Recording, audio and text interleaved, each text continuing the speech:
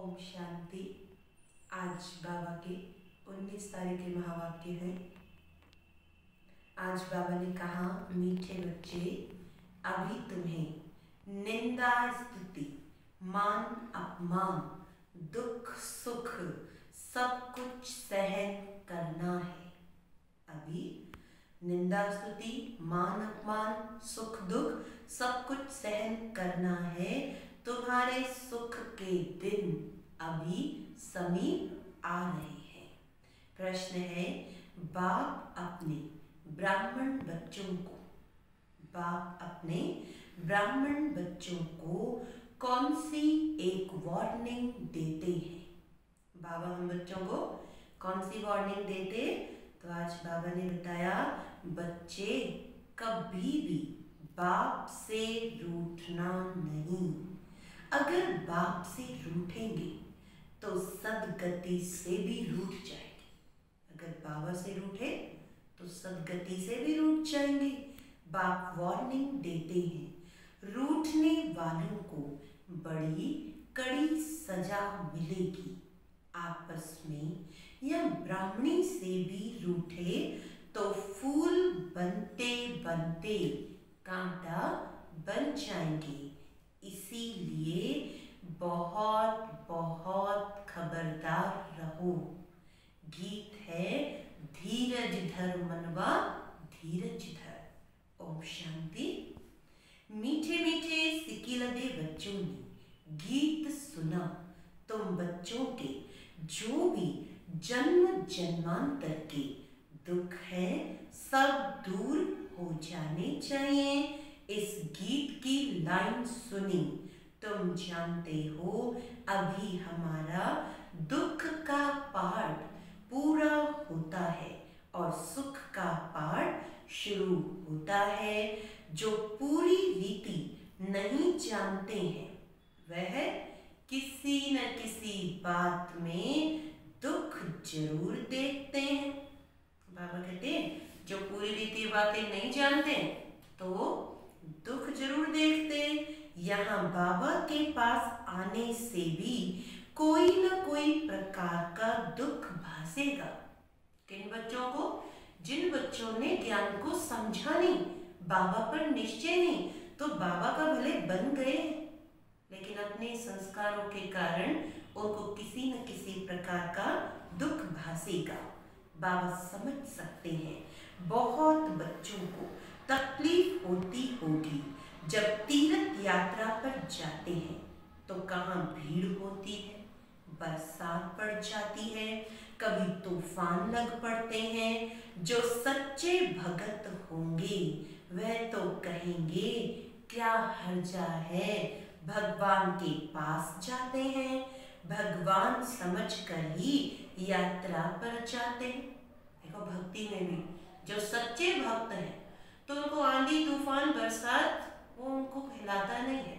उनको लगता है नहीं, भले कुछ भी हो लेकिन हम भगवान से मिलने जाते हैं। ढेर के ढेर भगवान हैं मनुष्यों के, तो जो अच्छे मजबूत होते हैं वह तो कहते हर्जा नहीं, अच्छे काम में हमेशा विघ्न पड़ते हैं। वापस लौट कर थोड़े ही जाएंगे, कोई कोई तो लौट भी जाते हैं।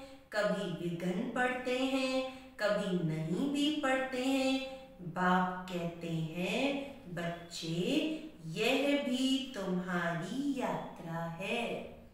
बाबा कहते हैं, बच्चे तुम्हारी भी यात्रा है। तुम कहेंगे हम बेहद के बाप पास जाते हैं। वह बाप सबके दुख हरने वाला है, यह निश्चय है। आजकल देखो मधुबन में कितनी भीड़ है, बाबा को ओना रहता है, बहुतों को तकलीफ भी होती होगी, पट में सोना पड़ता है। बाबा थोड़ी चाहता है बच्चों को पट में सुलाएं, परंतु ड्रामा अनुसार भीड़ हो गई है। कल्प पहले भी हुई थी, फिर होगी, इसमें कोई दुख नहीं होना चाहिए।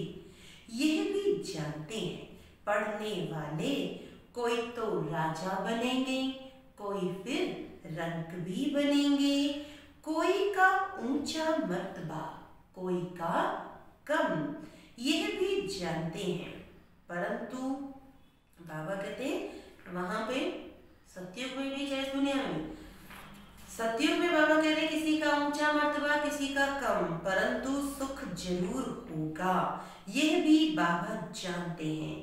कोई बहुत कच्चे हैं जो कुछ भी सहन नहीं कर सकते हैं, उन्हों को कुछ तकलीफ होगी, कहेंगे हम तो नाहिक आए, या कहेंगे हमको ब्राह्मणी जोर करके ले आई है। ऐसे भी होंगे जो कहेंगे हमको ब्राह्मणी ने नाहिक फसाया। ये ऐसे भी कोई कच्चे बच्चे निकलते हैं जिनको बाबा पर ज्ञान पर निश्चय नहीं, जरा सी कोई परीक्षा आई तो कहते हैं ब्राह्मणी ने मुझे फसाया। पूरी पहचान नहीं कि विश्वविद्यालय में आए हैं। इस समय की पढ़ाई से कोई तो राव बनेंगे, कोई रंक भी बनने वाले हैं भविष्य में। यहाँ के रंक और राव में और वहाँ के रंक राव में रात दिन का फर्क होता है। यहाँ के राव भी दुखी तो रंक भी दुखी है, वहाँ दोनों सुखी रहते हैं। यहाँ तो है ही पतित विकारी दुनिया। भल किसके पास बहुत धन है, बाप समझाते हैं ये धन माल सब मिट्टी में मिल जाना है, ये शरीर भी खत्म हो जाएगा, आत्मा तो मिट्टी में नहीं मिलती। कितने बड़े बड़े साहूकार हैं बिरला जैसे, परंतु उनको क्या पता कि अब यह पुरानी दुनिया बदल रही है। मालूम होता तो फट से आ जाते, कहते यहाँ भगवान आया हुआ है, फिर भी जाएंगे कहाँ। सिवाय बाप के कोई को सदगति मिल ना सके। अगर कोई रूठ गया तो कहेंगे सदगति से रूठ गया। ऐसे बहुत रूठते रहेंगे, गिरते रहेंगे। आश्चर्यवन सुनंती निश्चय होवंती।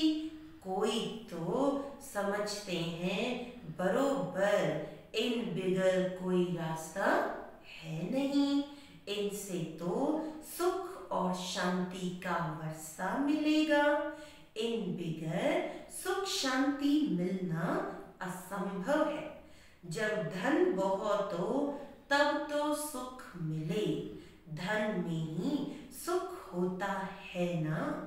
वहाँ अर्थात मूल वतन में तो आत्माएं शांति में बैठी हैं। कोई कहे हमारा पाठ नहीं होता तो सदैव हम वहाँ रहते, परंतु ऐसे कहने से थोड़ी होगा। कोई कहता मेरा पाठ नहीं होता ना इस दुनिया में, मैं तो सदा वहां ही रहता मुक्ति में। लेकिन बाबा कहते ऐसे कहने से थोड़ी होगा। बच्चों को समझाया गया है यह बना बनाया खेल है।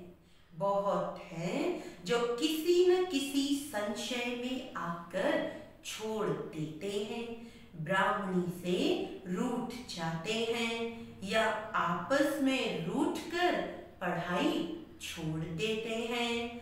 अभी तुम यहाँ फूल बनने के लिए आए हो, महसूस करते हो बरोबर हम कांटे से फूल बन रहे हैं। फूल जरूर बनना है। कोई को कुछ संशय है, फलाना यह करते हैं, ये ऐसे हैं, इसीलिए हम नहीं आएंगे। बस रूठ कर जाए घर में बैठ जाते हैं।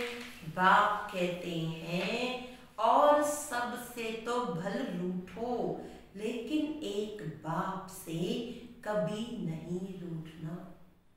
वैसे तो मैं किसी से रूठना नहीं चाहिए इस ब्राह्मण परिवार से, लेकिन चलो बाबा कह रहे और किसी से रूठ रहे हो, लेकिन बाप उससे भी रूठ जाते हैं, तो बाप से तो कभी नहीं रूठना।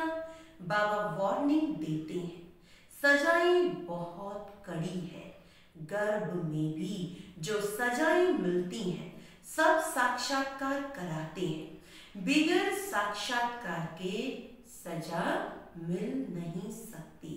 यहाँ का भी साक्षात्कार होगा। तुमने पढ़ते पढ़ते आपस में लड़ झगड़ कर रूठ कर पढ़ाई छोड़ दी थी। तुम बच्चे समझते हो हमको फादर से पढ़ना है, पढ़ाई कभी छोड़नी नहीं है। तुम यहाँ पढ़ते ही हो। क्यों पढ़ते हैं? मनुष्य से देवता बनने के लिए। ऐसे ऊंच से ऊंच बाप के पास तुम मिलने आते हो। कभी जास्ती आ जाते हैं, ड्रामा अनुसार कुछ तकलीफ हो पड़ती है। बाबा मिलन में बहुत ढेर बच्चे आते हैं मिलन मनाने के लिए, तो तब तो बाबा का घर उस टाइम में इतना बड़ा नहीं था, तो बाबा कहते कुछ तकलीफ हो पड़ती है। बच्चों को अनेक तूफान आते हैं, फलानी चीज ना मिली, यह नहीं मिला, यह तो कुछ भी नहीं है। जब मौत का समय आएगा तो अज्ञानी मनुष्य कहेंगे हमने क्या गुनाह किया है। नाहिक जो हमें मारते हैं उस पिछाड़ी के पार्ट को ही कहा जाता है खूने नाहिक पार्ट। अचानक बॉम्ब्स गिरेंगे, ढेर के ढेर मरेंगे, ये खूने नाहिक हुआ ना। अज्ञानी मनुष्य ऐसे चिल्लाएंगे। तुम बच्चे तो बहुत खुश होते हो क्योंकि तुम जानते हो इस दुनिया का विनाश होना ही है। अनेक धर्मों का विनाश न हो तो एक सत्य धर्म की स्थापना कैसे होगी। सतयुग में एक आदि सनातन देवी देवता धर्म था। किसको क्या पता सतयुग आदि में क्या था।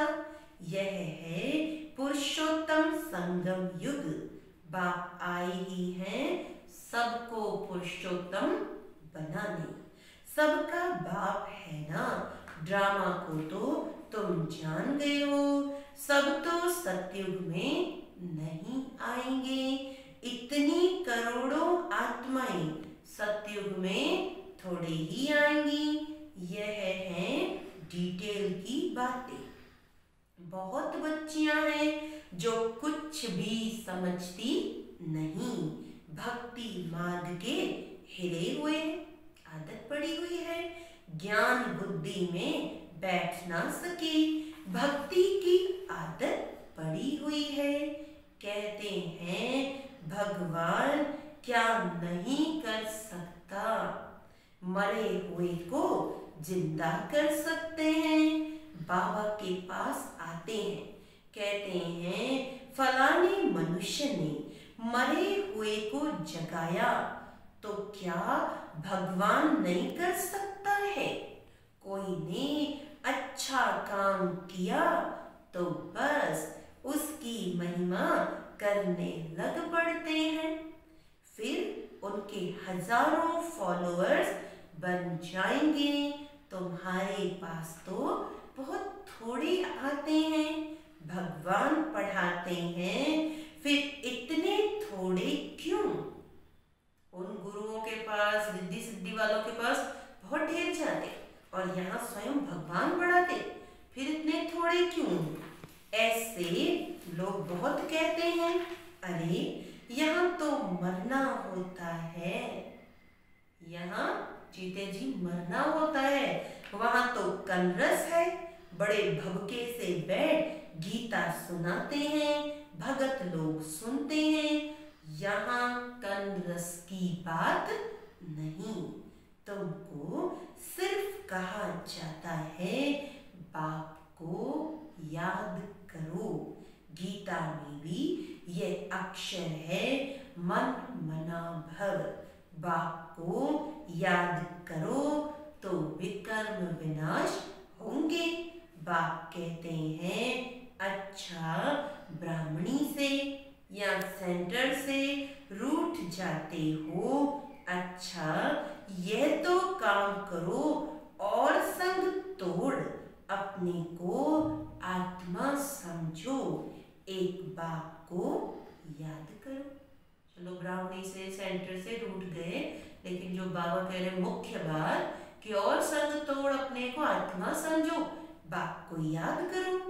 बाप ही पतित पावन है, बस बाप को याद करते रहो, स्वदर्शन चक्र फिराते रहो। इतना याद किया तो भी स्वर्ग में जरूर आएंगे। स्वर्ग में ऊंच पद तो पुरुषार्थ के अनुसार ही मिलेगा। प्रजा बनानी पड़े, नहीं तो राजाई किस पर करेंगे। बाबा ने कहा स्वर्ग में तो जरूर आएंगे अगर इतना भी किया, लेकिन राजाई पद ऊंच पद पाना है तो उसके लिए तो पुरुषार्थ करना पड़ेगा। जो बहुत मेहनत करते हैं ऊंच पद भी वही पाएंगे। ऊंच पद के लिए ही कितना माथा मारते हैं। पुरुषार्थ बिगर कोई रह नहीं सकता। हर चीज के लिए, हर कर्म के लिए पुरुषार्थ चाहिए। तो ऐसे ही स्वर्ग में ऊंच पद पाना है तो मेहनत करनी। तो हमें अपने आप से पूछना है, जो हम बड़े नशे के साथ कहते हैं कि मैं लक्ष्मी नारायण बनूंगा, ये हमारा लक्ष्य है, तो क्या इतनी मेहनत हम कर रहे हैं? तुम बच्चे जानते हो ऊंच ते ऊंच पतित पावन बाप है। मनुष्य महिमा भल गाते हैं परंतु अर्थ नहीं समझते हैं। भारत कितना साहूकार था। भारत है स्वर्ग, वंडर ऑफ वर्ल्ड। वह 7 वंडर्स माया के। सारे ड्रामा में ऊंच ते ऊंच है स्वर्ग, नीच ते नीच है नर्क। अभी तुम बाप के पास आए हो, जानते हो मीठा बाबा इतना ऊंच ते ऊंच ले जाते हैं, उनको कौन भूलेंगे।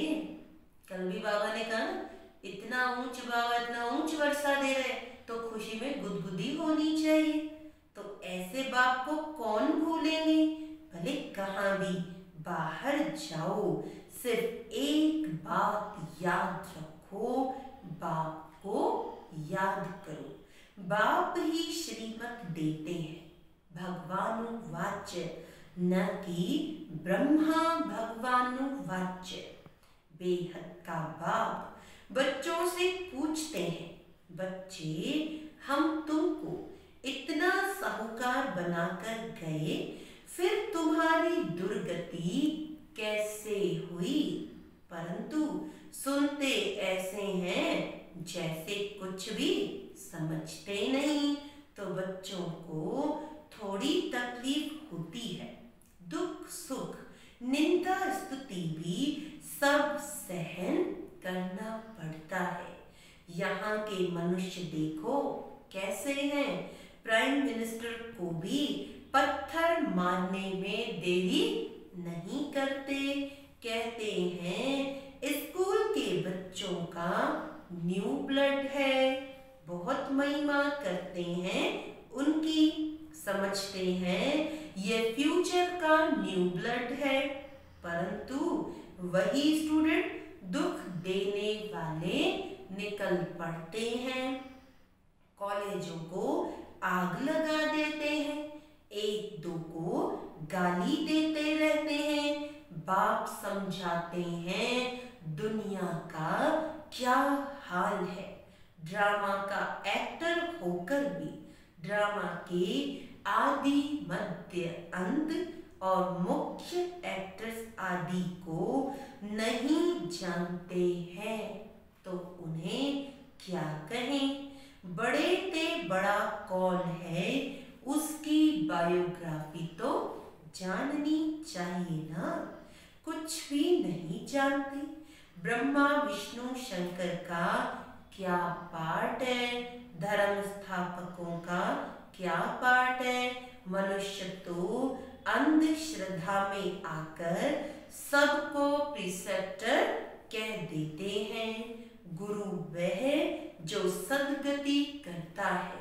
अब सर्व का सद्गति दाता तो एक ही परम पिता परमात्मा है।